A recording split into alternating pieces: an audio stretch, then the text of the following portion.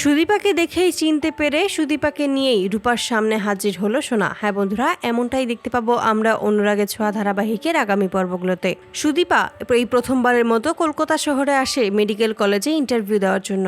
সেখানে এসে সে খুব খুশি হয়ে যায়, কারণ এখান থেকেই তার স্বপ্ন পূরণ করতে পারবে, মানুষের চিকিৎসা করে মানুষের পাশে দাঁড়াতে পারবে, মানুষকে সুস্থ করে তুলতে পারবে। এসব ভেবেই খুব খুশি হয় সুদীপা।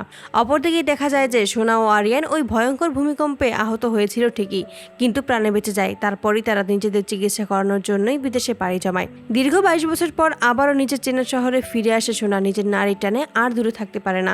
নিজের বাড়িতে এসেই পুরনো সমস্ত স্মৃতি মনে করেই কান্নায় ভেঙে পড়ে। তার এই বাড়িতেই কত স্মৃতি জড়িয়ে আছে, এসব ভাবতে থাকে। ঠিক সেই মুহূর্তেই আরিয়ান সোনাকে সামনে নেয় আর বলে যে পুরনো কথা মনে করে তুমি কষ্ট পেও না। হঠাৎ করে সোনার ছেলে রাতুল অসুস্থ হয়ে পড়ে। অপরদিকে সুদীপা সেনগুপ্ত বাড়ির সামনে দিয়ে যাওয়ার সময় যখন ভিতর থেকে সরগোলের আওয়াজ পায়, তখন ভিতরে ঢুকে পড়ে নিজের অজান্তেই নিজের বাড়িতেই নারীর টানেই আবারও ফিরে আসে সুদীপা। সেখানে এসেই দেখতে পায় একটা বাচ্চা ছেলে হঠাৎ করে অসুস্থ হয়ে গেছে। তাই কোনো চিন্তা না করেই রাতুলের চিকিৎসা করে রাতুলকে সুস্থ করে তোলে সুদীপা।